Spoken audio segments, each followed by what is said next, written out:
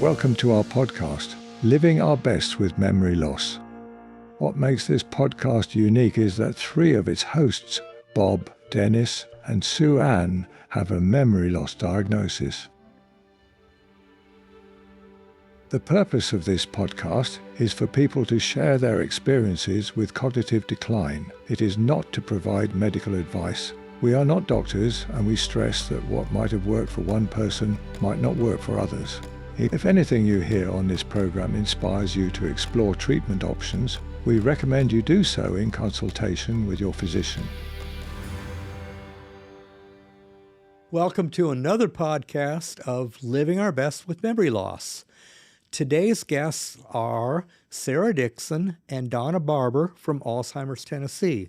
Sarah is a Senior Development Manager and Donna is a volunteer. Thank you for doing this. Thank you. So explain to me, when we say Alzheimer's of Tennessee, what is under that umbrella? So Alzheimer's Association is who I work for, and we are a national organization based out of Chicago. And we are all under one 501c3 umbrella, so we have several chapters throughout the nation. Some states have multiple chapters within their states. We just have one, Alzheimer's Association Tennessee chapter. And our home office for Tennessee is in Nashville. And then we have offices in our regions in our West Tennessee area, and then obviously here in East Tennessee and Knoxville. So that's kind of the bigger picture for that. And so basically we have these walks within our communities. We have about 10 walks in Tennessee, 600 plus nationwide. And all these walks combined raise money, obviously, for their local education support and for caregivers and for all those much needed resources. But we also fund global research, which is such a vital part of what we do, because ultimately our goal is a vision as a world without Alzheimer's. So great goal. Yeah. Right? All right. Yeah. Thank you. Thank you for everything that you do.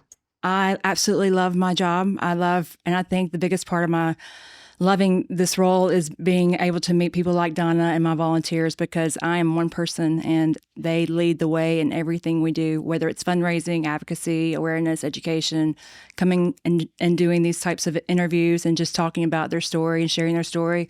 That is the biggest, most valuable part of it. And I think that more people need to keep sharing their story and keep raising that awareness, for sure.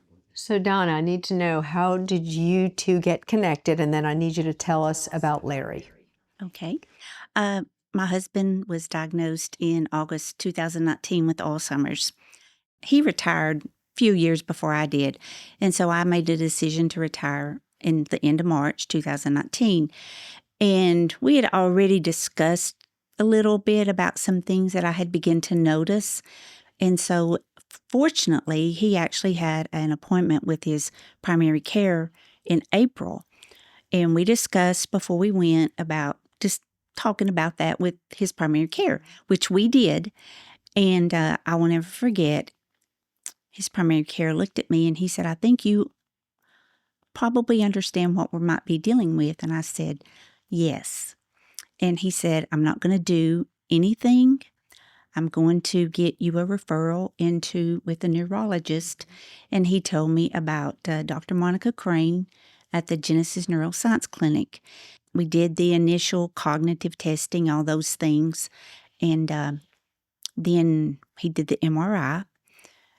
And then in August, I believe it was August the 3rd, we went and Dr. Crane explained it all. She brought the MRI up. And not that year, but the next year, I reached out. I looked it up on the internet, and Alzheimer's Association was the very first one I saw. I called, and of course, this was 2020 by then. Of course, then we had all the COVID restrictions. I talked to Sarah, and I told her I wanted to start a team for the 2020 walk. And unfortunately, we were not able to have the walk, but Sarah and I talked throughout that summer about ways that I could fundraise, because I'd never done anything like this. And we ended up having a little bicycle thing around my dad's condo where he lives.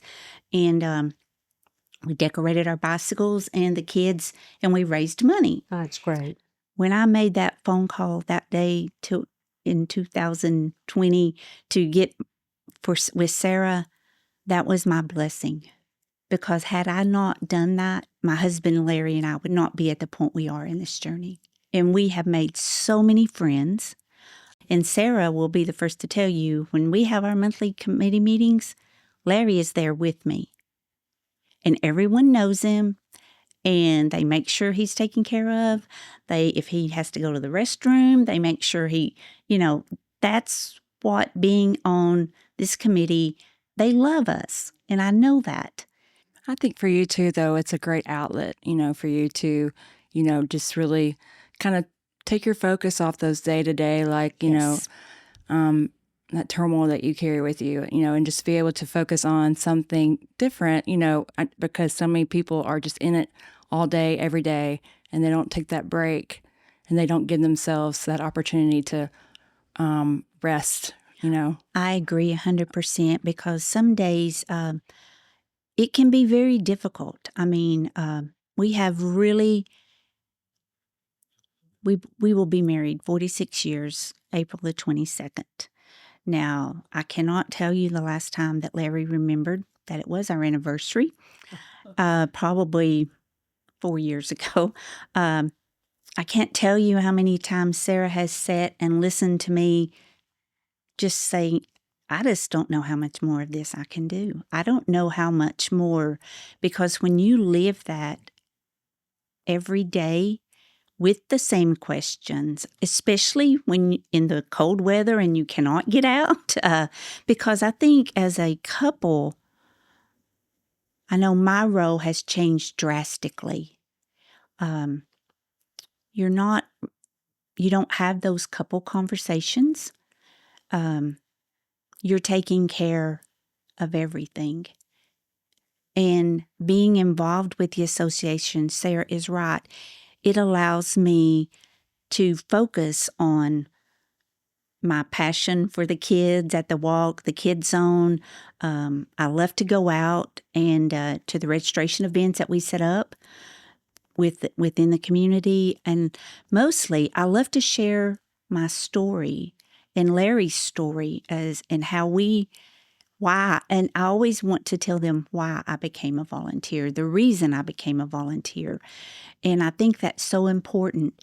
And I will say that I'll be out when Larry's at CADES, which is his day program that he goes to. I go to Hobby Lobby and I walk around because I love to make things. And I will run into an individual and we just stop, we start talking, and Alzheimer's disease will come up. And I explain to them the reason that I volunteer. I tell them that you have to be willing to open up, and you have to share your story, share your life as Larry and I know it now, and let them know that there are people, there is an organization, there are ways to become involved, whether you have an individual that has the disease, the diagnosis, or not. If there wasn't a big microphone between us, I'd jump up and give you a hug. Oh, thank you. I just love you, and I love your honesty and you being just so transparent with us and telling us, and that there are days when you look over at Sarah and say, I don't know if I can do this. And thank you, because I know so many folks who are watching and listening feel the exact same way. And just look at the folks you're helping right now just by doing this podcast and just by showing up here. Thank you. I can understand exactly where you're coming from. And one of the reasons that we set this podcast up was to give people more information about what's going on. And the people that are on this podcast are like Dennis and myself. These are all people that have memory loss, and we all have that. And this is what we do, and like living our best. And that's what we try to do. I think too, like volunteering, though, they say part of healthy living and healthy brain activity, even before or after diagnosis, is just exposing yourself to new things, stepping outside. Like, for example, I'm going to go take salsa dancing lessons. I mean, God watch over me if I do that. But like, I'm just saying, like, but it ignites this part of your brain that you haven't used yet, and Yes. it helps kind of reinforce those positive neurons that keep you, moving. It slows down that progression so much just to step outside and try something new activity, whatever that looks like. And so I always mention that whenever people are a little hesitant about volunteering. Right. And that's my Alzheimer's Tennessee story, is that I waited until my diagnosis. So it was the day I received my diagnosis, because I didn't want to be ingenuine. And I knocked on the door at Alzheimer's Tennessee and introduced myself to Kathy Thomas, who moderates the Memory Cafe Memory Cafe Zoom session on Tuesdays and Thursdays, and Wednesdays living with a also. diagnosis on Wednesday. And so I think that's wonderful. I mean, the more you're talking about it, I mean, you're gonna reach someone, Yes. every time you do it. And so I think just thinking about that in general, we all think that we don't really have much of an impact, but just those small little wonderful things too. Yeah. And like the podcast is now, how many? 2,300 people That are are subscribing surviving. Great. That's amazing. Great. Yeah. to this podcast. Yeah. Yeah. And we're looking to grow just as many people as we can reach to help. And again, thank you. I mean, you're welcome. you're Thank you helping. You're helping so much. How does somebody become a volunteer? I mean, can anybody volunteer? You Anybody tell can us, volunteer. Sarah. So, anyone can volunteer, and there's so many ways you can get involved. Obviously, we have a very, you can go to alz.org and just search volunteer, and it connects you straight to the community that you live in, and to me, my contact information. But you can also look at the different ways you can get involved. It's not just about maybe being on a walk committee and fundraising or doing those types of things, but there's also other ways like community education, being a community educator, going out and giving presentations to organizations, churches, sharing things like how to live with Alzheimer's, communication, the 10 healthy brain habits, things like that, different programs that we provide to different organizations. And then also, too, we have our advocacy, which is such a big piece in all this, because all the things that we're seeing happening with the new treatments that are out right now, all those things have been advocated for to be covered by Medicaid and Medicare. And all those things are things that are allowing those loved ones to have more time to slow down the progression, can actually stop the progression of disease. And, and it just and all is full circle, because the only way we can keep having these treatments is if we fundraise and raise awareness. And it circles back to talking to our state legislator about, just how we can, what's in the forefront and what we're asking for their support in. Right now there's we asked for a renewal of a respite care program that they're renewing again this year. And I feel like we can do obviously a lot more for our caregivers, because there's over 369,000 caregivers in Tennessee alone. And that was last year's stats. And so I don't know even this year's. I'm sure it's gone up. That's just in Tennessee. That's just in Tennessee. And that's staggering. And staggering. Last year, they reported 129,000 people that are living with Alzheimer's or other dementia.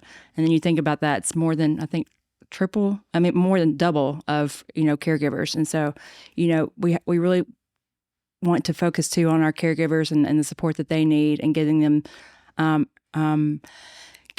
on the right path to take care of themselves too, to not leave that part out. And that's where community comes in. That's where church comes in. That's where volunteering comes in. That's where doing things like that can really help, Is our government doing anything?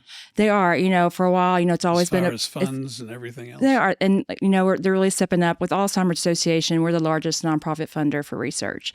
So the monies that we raise, like from Walk, that support the local communities and the global research, last year we surpassed $100 million in total revenue for all the walks combined, which was incredible. And so some of those funds are provided to global research, and you have to, and everyone, I think, in that part feels invested in those small communities. They feel like they made an investment towards a new treatment that will hopefully lead to a cure one day, because there is so much hope out there. And being a volunteer this is a great time to be a volunteer, because there's so much hope. There's so much progress happening in our legislation. I mean, we not only advocate in Tennessee, but we advocate on the federal level too.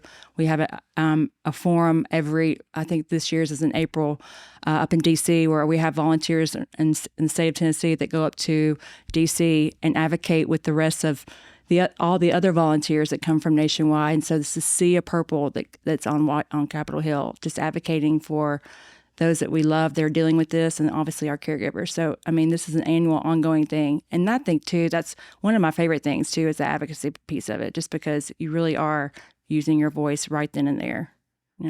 Another aspect of being a volunteer is also just relieving caregivers, correct? That's correct. Yeah. I mean, and there's other organizations, not just our own, that can really support those families and those services and providing, spending time with relieving that caregiver by, sitting with that loved one and while that person goes out and takes care of simple things, or just to going to Hobby Lobby. Absolutely. And also, too, we connect you to those resources in our community. Just by reaching out to the association, we connect you to those different organizations that can really, provide those so much needed resources. So people just don't know that it's out there. They're afraid to ask. They're afraid. They feel like, I'll just do this by myself. I'll take care of it myself. I'm not going to, I don't want to bother anybody about it. But that is what's going to be so detrimental on that person's own health.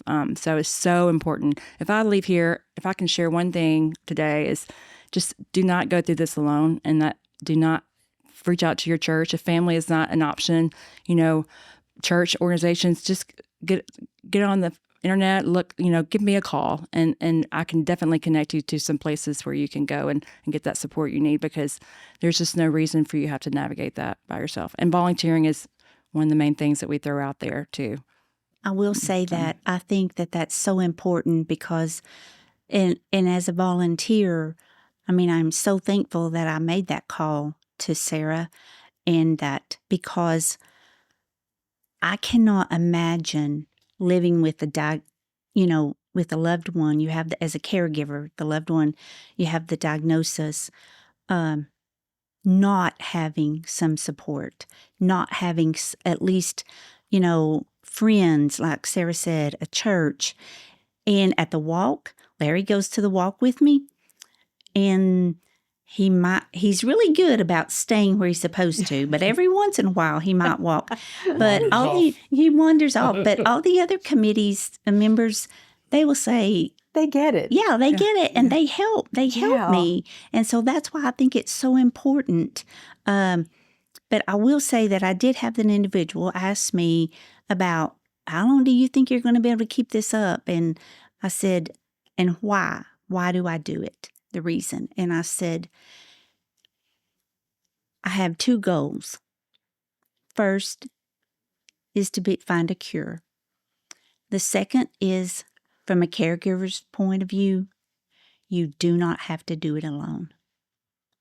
And that's my two goals. And I will volunteer as long as I possibly can. And I will, and even when I'm unable to volunteer, I will still help spread, to let people know there is hope. There is hope. And you're not alone. You are amazing. Now, is there a website we can go to for folks that want to volunteer? Absolutely. Just go to alz.org /volunteer, and you'll see information on like where to click as far as what your interests are, but it will lead you to your local office, which will be me, and I'll be your direct contact to help with those volunteer opportunities. So thank you. Oh, thank you for having us. Thank you so much. This has been such a wonderful experience. I love what you're doing here, and I just think it's so important just to keep talking about the things that need to be out there. So thank you for all you do. This is our way of help. Thank you. Yeah. This is our way of helping.